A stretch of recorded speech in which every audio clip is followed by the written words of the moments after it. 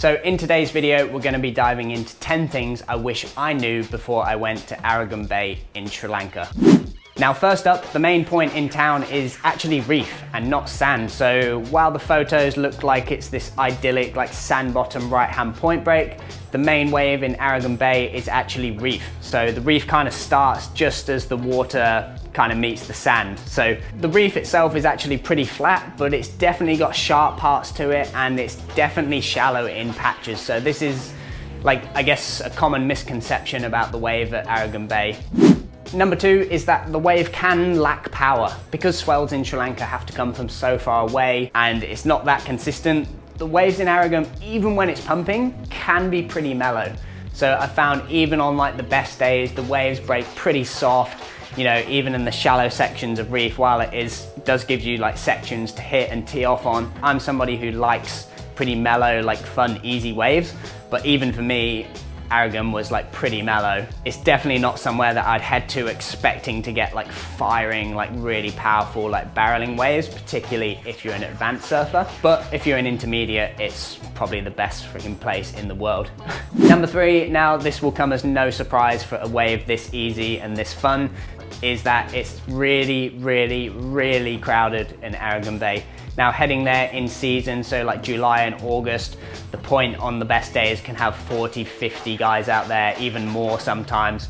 So it does get insanely crowded. I think because the wave is mellow and it is an easy wave to surf, it attracts that like kind of beginner and intermediate crowd as well as advanced surfers. So you've just got this like mixture of surfers of all abilities. You've got locals, lots of traveling surfers. So yeah, it can get pretty crazy. Definitely wouldn't head to Arugam and expect to get waves by yourself because it basically won't happen. I mean, on my recent trip there, I went in October, so it was kind of like the end, right at the tail end of the season. So I did get it on a few mornings where there was only like 5 or 6 other guys out. But that said, the waves were like 2 foot and onshore as well. So yeah, that's probably why. Number four is that it's not all about main point. There's plenty of other waves in the region. Now, a lot of the other waves are sand bottom, and while maybe not as consistent as main point itself, when the swell is up, there's a lot of these other waves that can be really fun to surf. So while main point is the most consistent and probably the best wave in the area, now I won't mention where all the other point breaks are. They're definitely not secret spots, but just in the spirit of surf travel, I'll let you go and find a few of them for yourself. So I just want to interrupt this video to let you know about today's sponsor. Now today's sponsor is Stoked Surf Adventures, who have got surf camp locations all over the world, including both the east coast and the south coast of Sri Lanka. So if you want to tap into some of the Arugam Bay gold, check out Stoked Surf Adventures. Alternatively, they've got other locations in the Maldives, Australia, Indonesia, South Africa, Mozambique, so many to name. So I'll flick the link down in the description where you can check those out. For now, let's crack on with the video.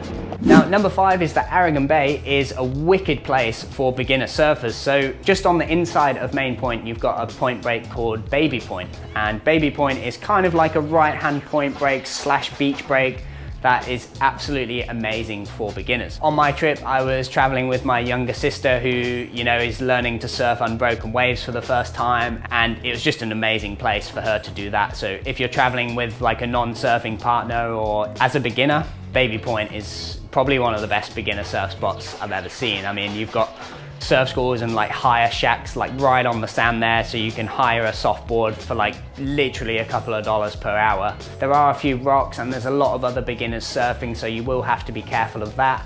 But it's warm, it's really mellow, it's just a really easy place to either catch whitewaters for the first time or catch your first ever unbroken waves.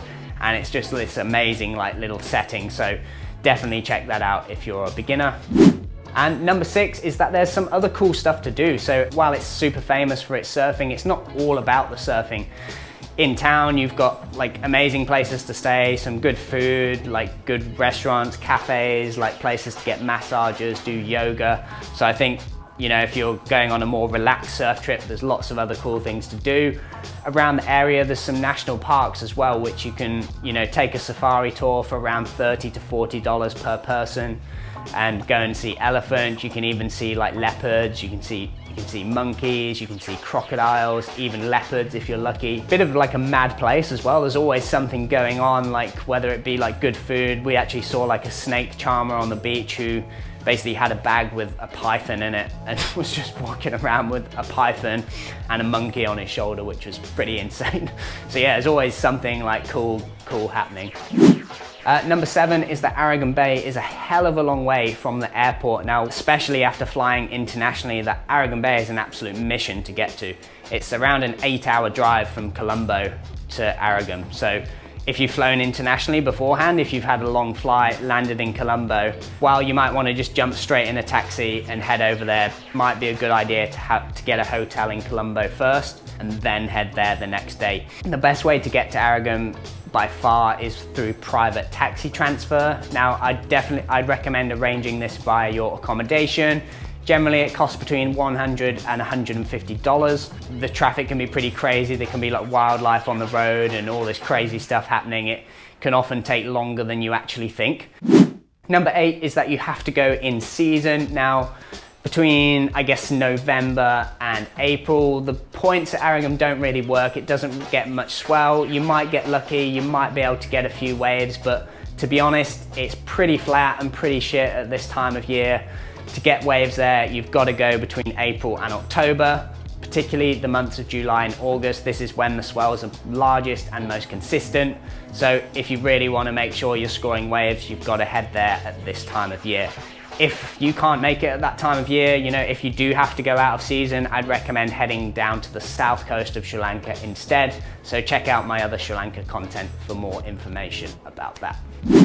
Now, number 9 is it's not actually that cheap. Now, while Sri Lanka is an affordable place to visit, it caters for tourists. There's some big markups, especially when you're going to like the nicer, fancier restaurants and cafes. You know, you're gonna spend a lot more than if you're going to like the local roadside places.